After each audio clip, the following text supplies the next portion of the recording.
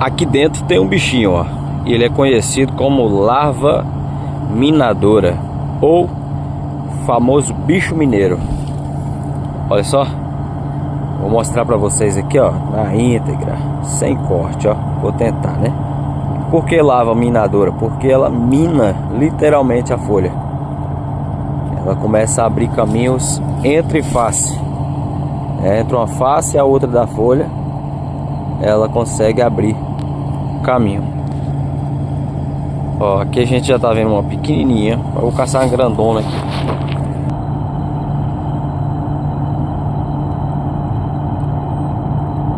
Tá vendo só?